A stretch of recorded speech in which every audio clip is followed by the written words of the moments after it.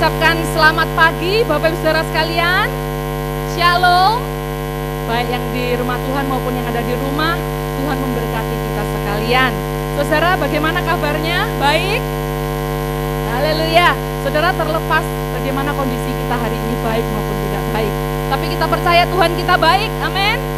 Haleluya. Saudara, hari ini kita kembali akan merenungkan tentang satu bagian firman Tuhan tentang kebangkitan kembali. Satu tema yang kita akan pelajari bersama-sama hari ini yaitu tentang tujuan Yesus menampakkan diri. Saya mengajak kita untuk membuka Alkitab kita di dalam Kisah Para Rasul pasal yang pertama. Kisah Rasul pasal yang pertama ayat 1 sampai ayat yang ketiga, ya. Kisah Rasul pasal yang pertama ayat yang 1 sampai ayat yang ketiga. Saya undang kita bangkit berdiri sekali lagi untuk kita menghormati firman Tuhan. Mari kita membaca bersama-sama, saudara. Ayat 1 sampai ayat 3. 2, 3. Hai Theophilus, dalam bukuku yang pertama, aku menulis tentang segala sesuatu yang dikerjakan dan diajarkan Tuhan Yesus sampai pada hari Ia terangkat. Sebelum itu, Ia telah memberi perintahnya oleh Roh Kudus kepada rasul-rasul yang dipilihnya. Kepada mereka Ia menunjukkan dirinya setelah penderitaannya selesai, dan dengan banyak tanda Ia membuktikan bahwa Ia hidup. Sebab selama 40 hari Ia berulang-ulang menampakkan diri dan berbicara kepada mereka tentang kerajaan Allah. Amin. Silakan duduk, saudara. Satu tema tentang tujuan Yesus menampakkan dirinya. Iya, tes, permisi. Mungkin ini mic-nya boleh dinaikkan sedikit. Saya kurang dengar. Atau monitor di depan ya.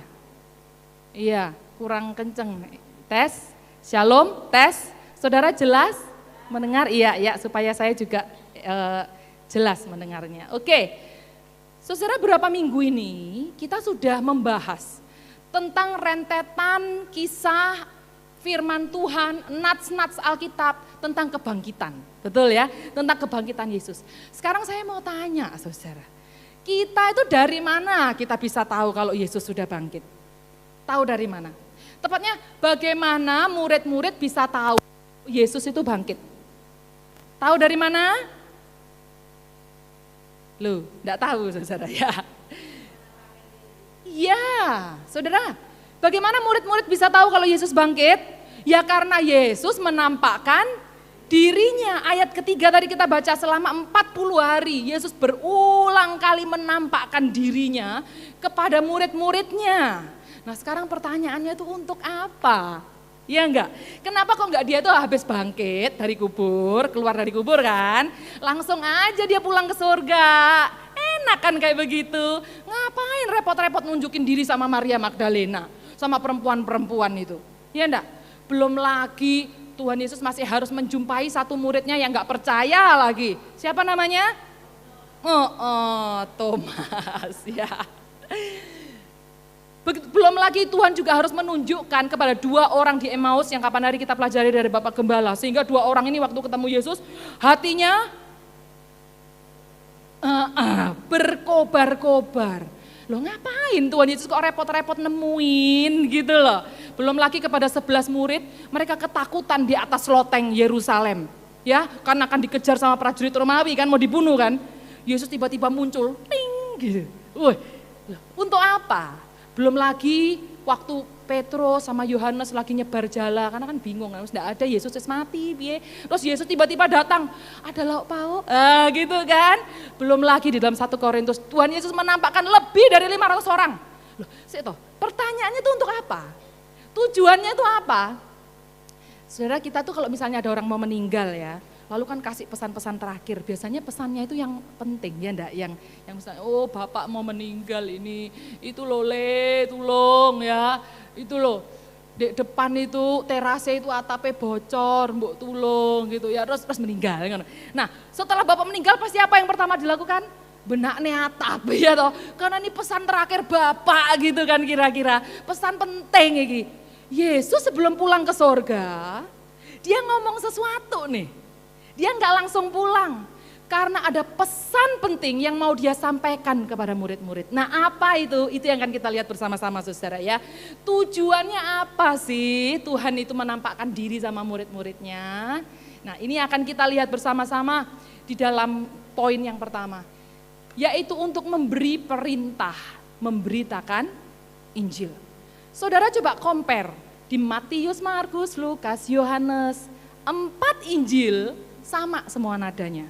Yesus bangkit nih, langsung ngomong, pergi, beritakan kalau aku bangkit, aku udah hidup. Ya, pergi, ajar mereka apa yang sudah kuajarkan kepadamu, baptis mereka dalam nama Bapa, Putra, Roh Kudus, dan aku menyertai engkau. Itu semua sama nadanya nih di 4 Injil. Tuhan memerintahkan untuk murid-muridnya memberitakan Injil. Nah saudara, anehnya ya, kita itu kalau mau bangun toko, mau bangun rumah, perusahaan baru, kita pasti mencari karyawan yang kompeten, setuju? Ya kalau perlu sudah punya pengalaman kerja, ya enggak saudara, enggak yang asal-asal, betul ya? Tuhan Yesus ini aneh, dia itu membangun sebuah perusahaan baru di dunia, PT Kerajaan Surga Bahagia gitu misalnya ya. Cari karyawan modelnya kayak murid-murid yang permisi, notabene kurang berpendidikan, nelayan. Malah ada yang mantan kriminal pajak, siapa namanya? Matius, betul enggak? Dan saudara, Tuhan juga memakai kaum rendahan. Siapa Maria Magdalena, saudara? Kalau saudara baca di dalam Lukas pasal yang ke-8, Maria Magdalena adalah perempuan yang pernah kerasukan 7 roh jahat. 7 itu di dalam bahasa, di dalam Alkitab itu artinya itu kesempurnaan. Yang artinya kejahatan roh itu begitu membabi buta. Maria Magdalena ini loh yang Tuhan pakai, dan bukan hanya masalah kerasukan setan. Pada masa itu wanita itu kurang dianggap, tidak dihargai, maka kesaksiannya juga lemah. Loh, tapi orang model begini Tuhan malah suruh jadi saksi. Waduh, dan saudara herannya, Tuhan itu justru menampakkan dirinya pertama kali kepada siapa? Perempuan-perempuan, kepada Maria Magdalena. Bukan pada murid-murid cowok-cowok, bukan. Pada perempuan yang tidak dianggap, yang dianggap rendahan. Tuhan mau pakai. Orang yang mengasihi Tuhan, Tuhan mau pakai hidupnya. Saudara, punyakah kita hati yang mengasihi Tuhan? Tidak peduli golongan kita apa, tidak peduli status masa lalu kita apa, Tuhan mau pakai kita. Maukah kita dipakai Tuhan? Karena Tuhan tidak hanya mau pakai kaum rendahan, bahkan lebih dari itu.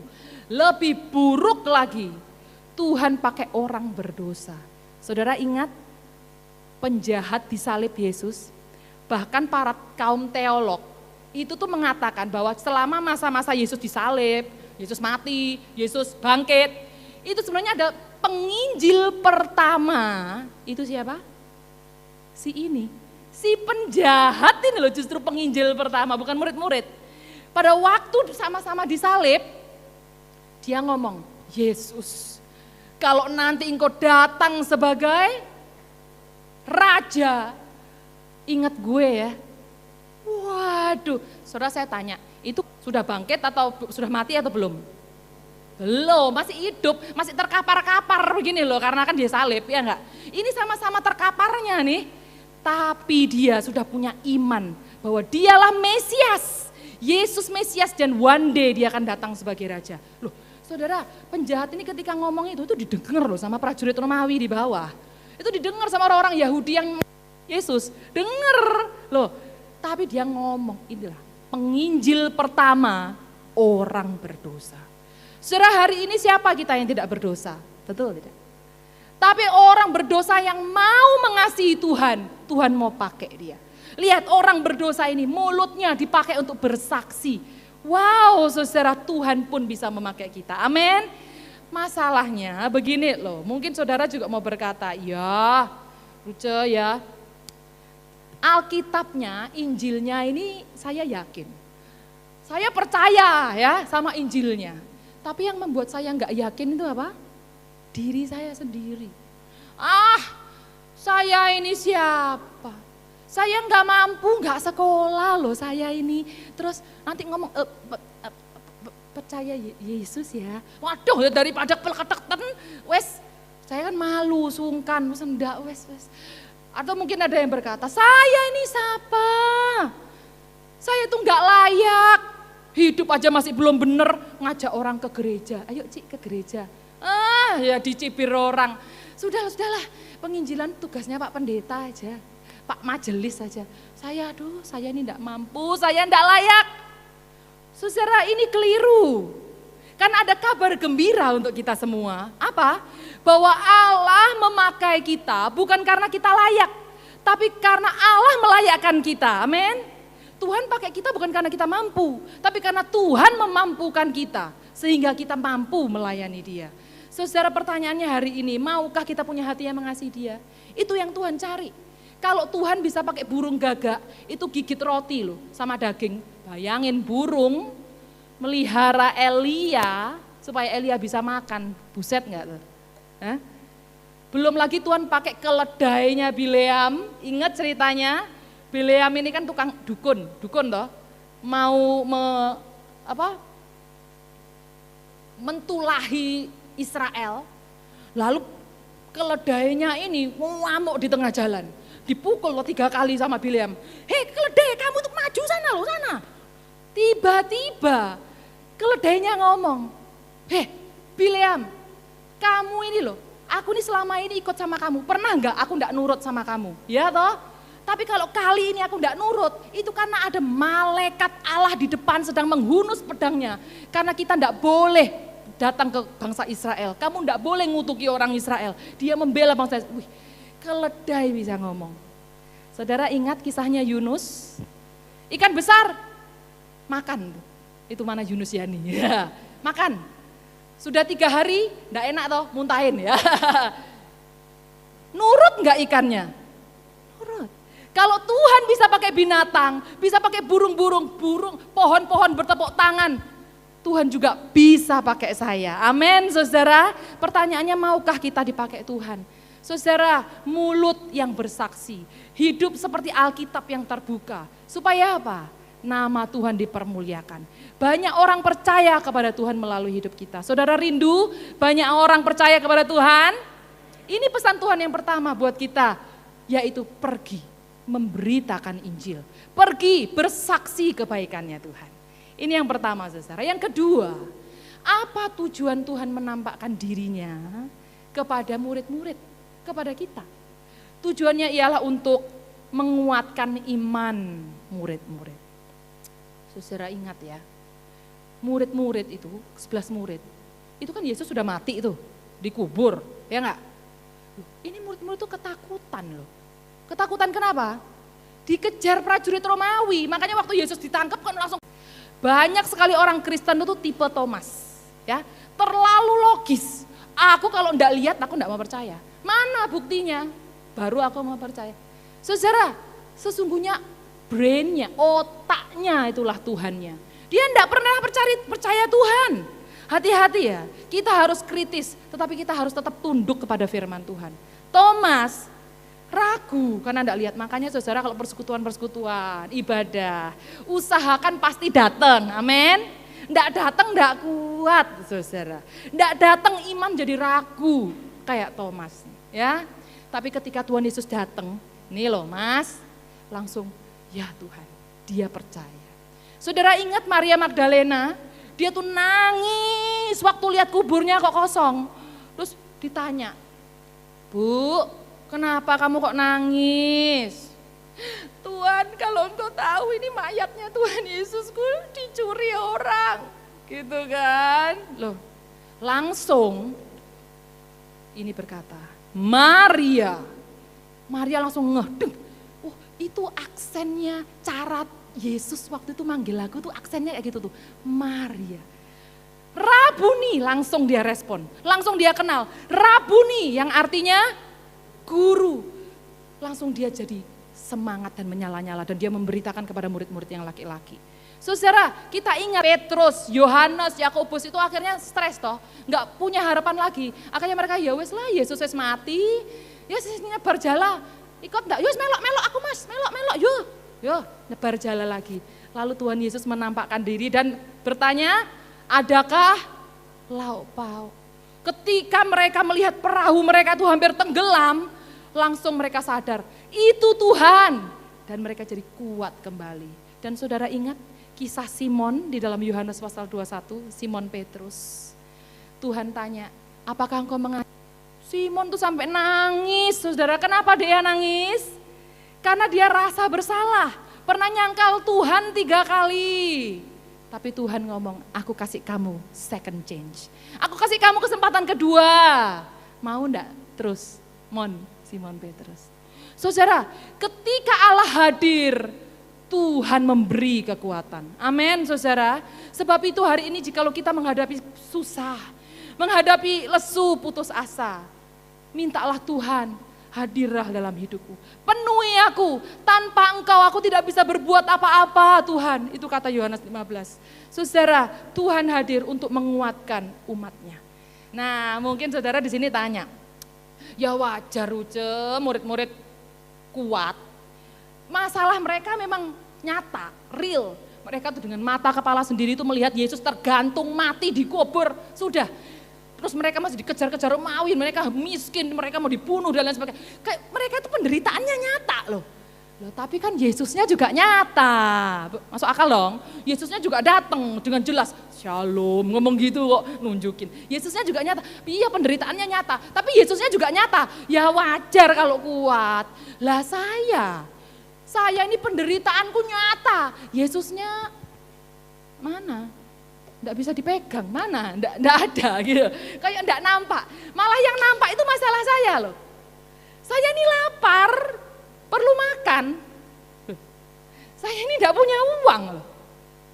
Enggak tahu tuh, saya ini sakit, punya penyakit bertahun-tahun. Enggak tahu ya suami saya mukuli saya di rumah. Itu nyata loh, anakku kurang ajar di rumah. Saya itu nyata loh, hutangku terlilit. Yesusnya mana? Ya pantas toh saya enggak kuat. Ya dong. Saudara kalau jawab kayak gini gimana jawabannya saudara? Atau mungkin ini juga pergumulan kita. Tapi saya mau katakan demikian saudara. Yaitu manusia, kecenderungannya itu selalu yang apa? Material, yang bisa materi, yang dilihat mata. Sesuatu yang pokoknya spektakuler gitu loh. Makanya kalau acara KKR, kesembuhan gitu kan rame toh. Cobalah ibadah PA, ibadah doa, ya kan. Sesuatu yang instan, itu seneng. Saya ini lapar. Minta makan.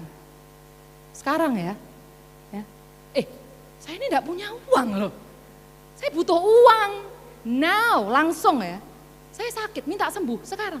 Saudara, sesungguhnya orang-orang yang demikian itu tidak punya Tuhan dalam hidupnya. Kenapa? Dompetnya lah Tuhannya. Perutnya lah Tuhannya.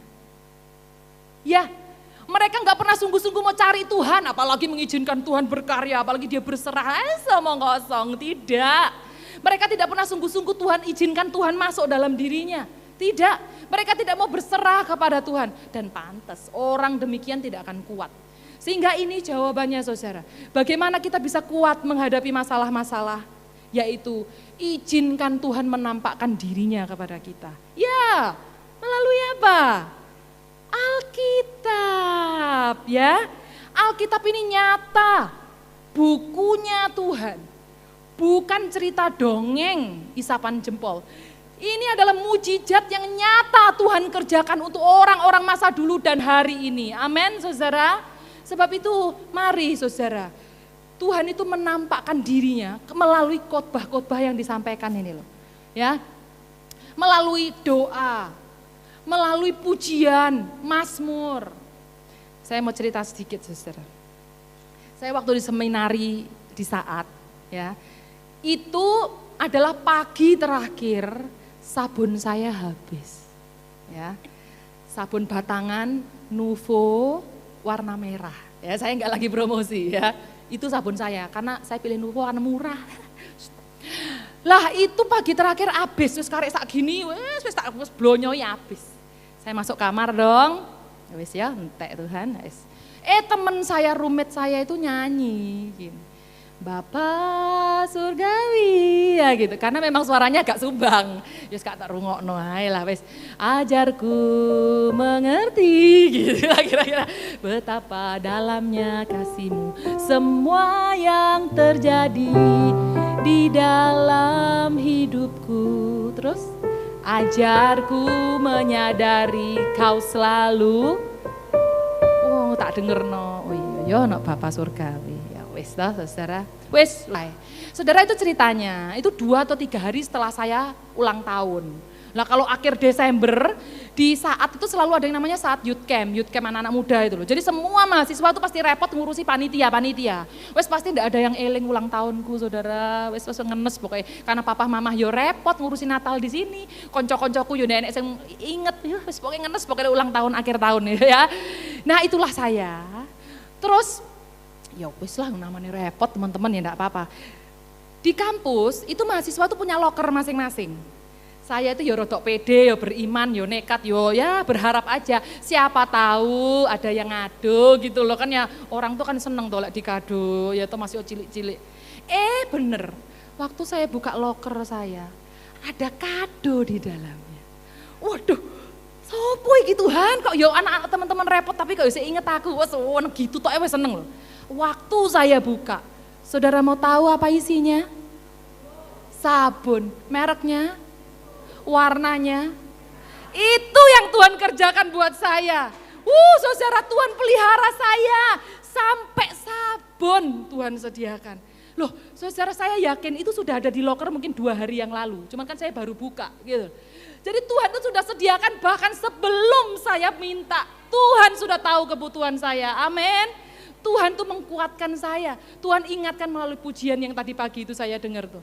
Bapak surgawi, Tuhan tuh ngomong langsung, saya buka tuh nangis ya. Ruth, bapakmu yang di dunia bisa lupa. Tapi aku bapakmu yang di sorga, aku tahu kebutuhanmu, aku akan memelihara engkau.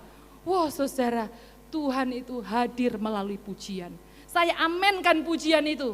Tuhan kuatkan saya. Makanya kalau nyanyi saudara, nyanyi yang semangat. Jangan cuma we eletok, we singeret tok. Amin ya. Semua kita nyanyi karena Tuhan hadir lewat pujian, lewat doa, lewat kumpul-kumpul persekutuan. Saya tuh kadang ya mikir ibu-ibu KW itu ya. Ya permisi, maksudnya minta maaf.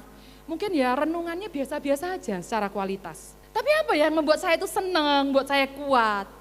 Ibu-ibu KW itu loh, mari apa pas ibadah nyanyi soraknya, hei haleluya, puji Tuhan, wah kayak pasar ya, semangat. Terus habis itu selesai ibadah, terus piye gimana kamu ya, ada persekutuan, seneng gitu loh, dikuatkan. Saya melihat Tuhan hadir melalui persekutuan. Dan itu mengkuatkan saya. Sebab itu teman-teman saudara, hadirlah dalam persekutuan-persekutuan gereja. Paulus mengatakan jangan menjauhkan diri dari jam-jam ibadah. Amin. Karena disitulah Tuhan hadir mengkuatkan kita.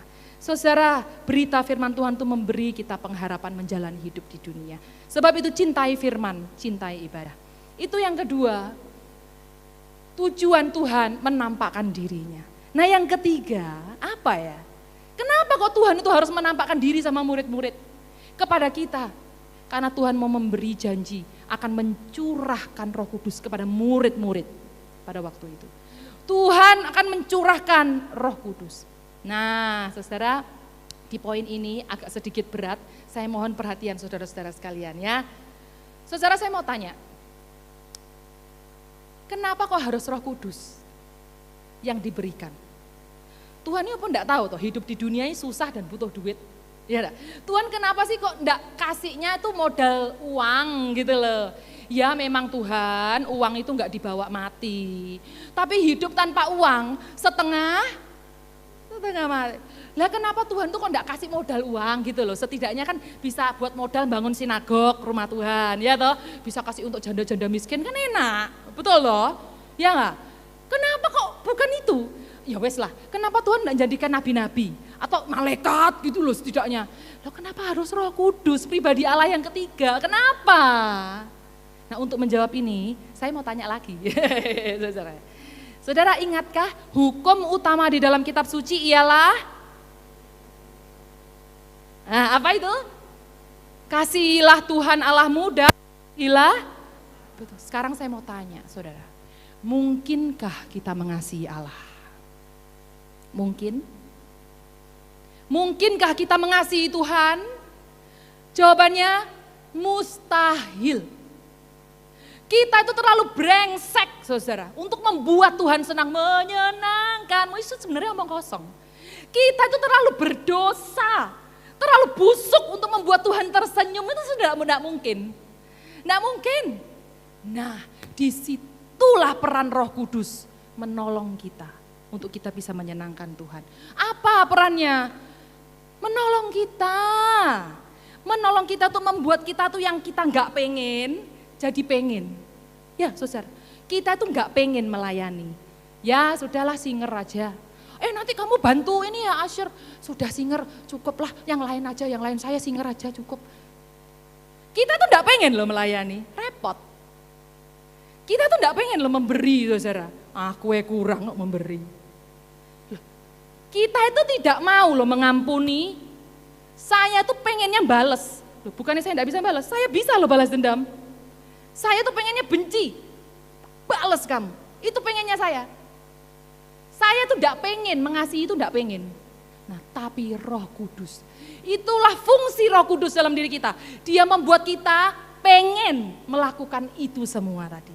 Roh Kudus yang menolong kita untuk pengen memberi, pengen mengampuni, pengen melayani. Itu loh peran Roh Kudus. Sebab itu Roh Kudus, tolong saya. Makanya Yesus, dia tidak minta apa-apa sama Bapak. Dia cuma, Bapak curahkan Roh Kudus kepada murid-murid supaya mereka kuat. Ya, Roh Kudus itu menolong kita untuk menghasilkan iman. Saudara, menghasilkan iman. Saudara, ternyata ya, bukan hanya mudik yang macet. Ya, ini kan lagi mudik ya. Bukan hanya mudik yang macet. Saya kasih tahu. Iman juga bisa macet. Mandek. Ada tuh suara suami nganterin istrinya ke gereja, baik ya, di drop tok tapi dia pulang.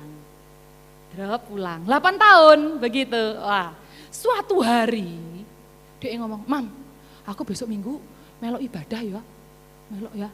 Oh ya, nggak apa-apa. Nah, lalu dia merasa sudah datang, minggu depan enggak cukup aku cuman sekali, aku minggu depan mau datang lagi ya Mam. Datang lagi, Mam, aku rasanya kok enggak cukup, aku boleh ikut PA enggak? Lek doa itu hari apa? Oh gitu, caranya melayani itu piye ya? Apa saya sudah layak ya kalau untuk ikut dibaptis, apa boleh ya? Apa ya yang bisa kulakukan buat rumah Tuhan apa ya? Apa ya? Lihat, istrinya sudah tahunan Kristen, pelayanan. Iya dong, kan puluhan tahun Kristen, pelayanan apa? Paduan suara. Ya enggak datang doa. Ya enggak datang PA, persekutuan ya males, apalagi memberi persembahan, wes. Ironis ya saudara, dan saya takut orang-orang model yang istri begini, tidak ada Roh Kudus dalam dirinya. Saudara sadarkah, Roh Kudus tuh hidup loh, dia itu bukan benda men, he is a living person, dia tuh hidup. Dan karena dia hidup, dia itu pasti menggelisahkan kita, mendorong kita cari Tuhan. Datang mau ke gereja kau niku, kau mengampunilah, kamu memberilah persembahan, kamu pelayanan. Roh Kudus, kamu coba berbuat dosa. Roh Kudus itu membuat cari Tuhan terus, pengen tahu, pengen kenal. Roh Kudus itu harusnya membuat kita begitu. Sayangnya, kenapa pertanyaannya banyak orang Kristen mandek imannya, saudara? Saya takut, jangan-jangan tidak ada Roh Kudus. Atau sudah mendukakan Roh Kudus. Saudara, kita perlu bertobat. Ya, kita perlu bertobat akan hal ini. Sebab, sadarkah kita itu tiap saat perang rohani. Saya ini sekarang lagi perang, saudara enggak kelihatan ya. Bukan saya sih yang perang, tuh enggak kelihatan ya. Tuh Tuhan sama iblis lagi perang tuh di atas nih, ya kan. Perang ngerebutin apa? Perhatian saudara ini loh, hatinya saudara. Makanya waktu firman disampaikan, ada yang mendengar dengan baik. Tapi ada juga yang tidak baik gitu lah ya, saudara sebutin sendiri. Ini tuh perang, saudara. Tiap saat kita sedang perang. Perang apa? Mau mengasihi apa enggak? Mau ngampuni apa enggak? Mau datang gereja apa enggak? Gereja datang telat apa enggak? Itu pun perang. Wow, saudaraku. Tiap saat makanya firman Tuhan ngomong, kamu pakai persenjataan rohani. Karena Iblis itu tahu kelemahanmu. Tidak hanya Tuhan, iblis juga tahu, setan itu tahu kelemahan kita. Dan siap melalap kita seperti singa itu. Saudara, ada satu jemaat ya, ngomong sama muksenya gini, pendetanya, mukse, saya itu ya COVID, orang itu susah kan? Saya ini loh puji Tuhan mukse, saya itu kalau dalam 1 minggu aja, nerima 10 proyek tuh bisa loh mukse, bener loh saya ini. Terus muksenya gini, ya baik ya, tapi kamu harus hati-hati, karena tidak semua kesempatan itu adalah kesempatan dari Tuhan. Tidak semua berkat itu berkat dari Tuhan. Karena iblis pun bisa buat mujizat dalam hidupmu. Setan tahu, kamu tuh lemahnya di mana? Duit toh, kamu tuh cinta uang.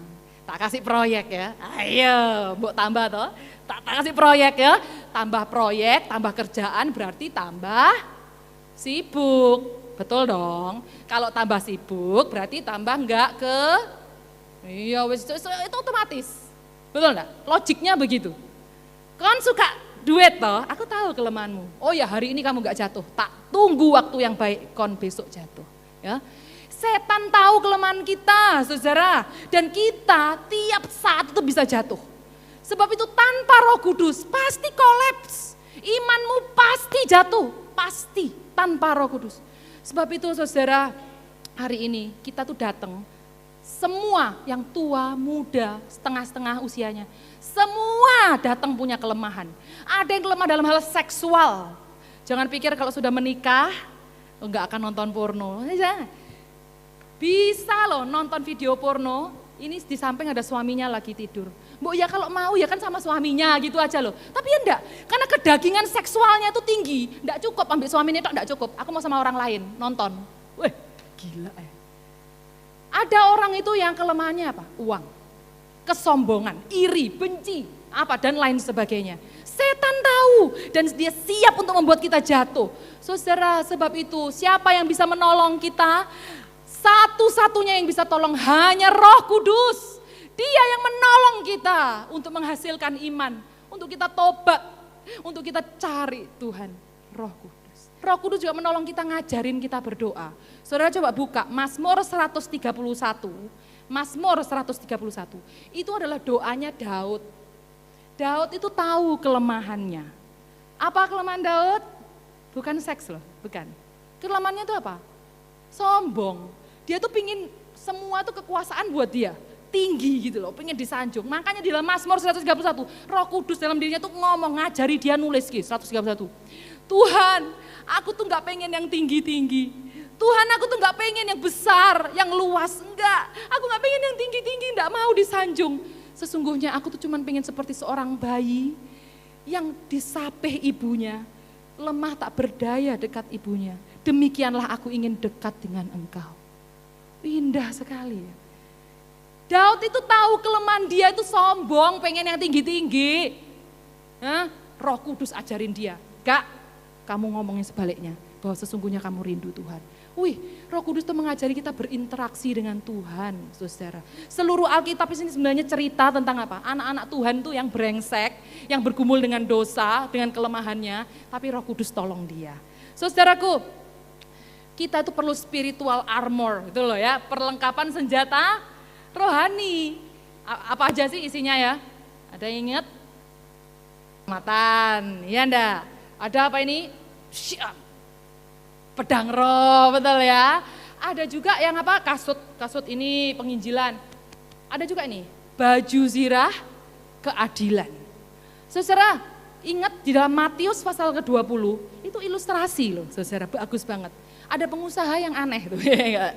Pengusaha ini pagi-pagi cari karyawan, ayo kerja ya, mau? Oh ya, 1 dinar, ya, oke. Jam 9 cari lagi, terus jam berapa lagi dia cari? Jam 12, jam berapa lagi? Jam 3 dan jam 5 sore ya, ayo karyawan. Nah yang pagi-pagi ini wis pede, no. Asik gajian nih gitu.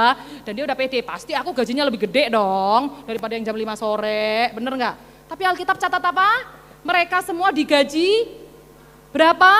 1 dinar. Nggak fair ya sebenarnya ya, ya nggak sih? Kesannya kayak nggak fair. Saudara, di dunia ini ada orang tuh yang males-malesan, tapi hartanya tambah. Ada orang tuh yang susah payah banting tulang, utang gak ketutup-tutup. Ini sistem keadilan Tuhan ini gimana sih? Nah, disitulah kita perlu Roh Kudus. Mengenakan kita baju zirah keadilan untuk kita bisa menerima bahwa apa yang Tuhan lakukan tidak mungkin salah. Kita bisa menerima kedaulatan Tuhan. Kita nggak boleh punya prejudis, prasangka Tuhan kok ngene-ngene. Enggak. Itulah Roh Kudus yang menolong kita bisa lakukan itu. Saudara, Roh Kudus menolong kita untuk bisa mengerti kehendaknya. Dan selanjutnya ini dia. Roh Kudus membawa kita kepada seluruh kebenaran. Saya bergetar ketika saya membaca Kisah pasal 15 dan 16, saudara. Ingat, Kisah Rasul pasal 15 itu kisah tentang sidang, sidang paripurna. Bukan, sidang raya yang pertama ya, di Yerusalem. Itu rasul-rasul kumpul, Pak pendeta-pendeta kumpul semua ya, termasuk Pak Pendeta, siapa ini namanya? Paulus, sampai mau ngomong Petrus aku. Rasul Petrus ya kumpul itu di Kisah pasal 15. Ya gimana Bapak-bapak, setuju ya bahwa Yesus saja cukup selamat ya? Oke, berarti tidak perlu sunat itu saudara ya, Kisah 15. Wes ya enggak perlu sunat ya, percaya Yesus cukup, oke ya, tok, wes sah Kisah 15. Saudara jangan mandek di Kisah 15. Di Kisah 16, di situ ada satu anak pemuda yang pelayanan bagus. Siapa namanya? Timotius. Ini mamahnya orang Yahudi, namanya Yunike. Ya, ada Nike di sini. Nah, Nike ya. Tapi papahnya Timotius ini orang Yunani. Lah, karena itulah pelayanan dia itu dipersulit sama jemaat Yahudi. Sopo kamu iki Timotius? Wong kamu bukan Yahudi tulen. Mau ngotbahin kami, masih muda lagi, mau ngotbahin kami, siapa kamu iki Timotius? Dipersulit pelayanan Timotius ini. Akhirnya Paulus begini, Tim, sini, wis, kon mari gini, sunat ya. Loh, piye toh Paulus ini? Kisah 15 ngomong ndak usah sunat ya, belum mingkem. Kisah 16 langsung dia suruh Timotius sunat. Loh, ini gimana toh Paulus ini? Saudara, Paulus mau ngomong, wes sunato, daripada pelayananmu dihambat untuk hal-hal sepele yang tidak penting. Sunato, supaya dengan demikian Injil bisa masuk ke orang Yahudi. Saudara, ini maksudnya apa? Ini bukan melanggar doktrin, tapi ini beyond doktrin. Ini melampaui doktrin. Itulah Roh Kudus. Roh Kudus itu membawa kita lebih dalam lagi tentang kebenaran, lebih dalam tentang kebenaran. Hari ini kita taunya, saudara, mungkin kebenaran baru segini nih. Ya. Roh Kudus itu akan menolong kita tuh lebih jauh, lebih mengerti kebenaran, sehingga kita tuh bisa punya hikmat untuk bisa membuat keputusan. Piye yo, kalau sudah ada kayak gini ini bagaimana memutuskan? Piye ya, kayak gini ini keputusan yang terbaik gimana? Gimana ya? Itulah peran Roh Kudus menolong kita. Saudaraku, sebab itu hari ini kita tidak khawatir. Kenapa? Karena kita tahu kok, mau dibawa kemana masa depan saya. Amin. Karena ada Roh Kudus menuntun saya.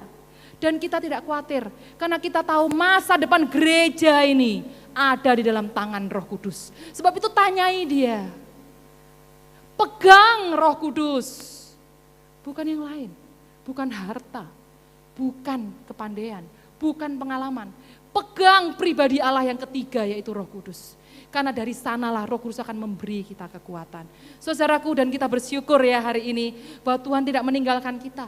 Tuhan tidak membiarkan kita yatim piatu. Tuhan menyertai kita sampai akhir zaman. Haleluya. Saudara rindu Roh Kudus penuhi hidup kita?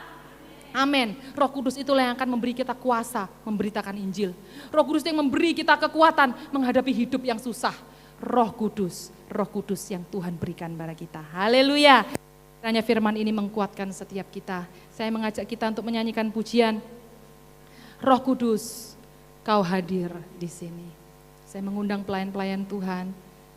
Saudara, tanpa Roh Kudus kita tidak mampu.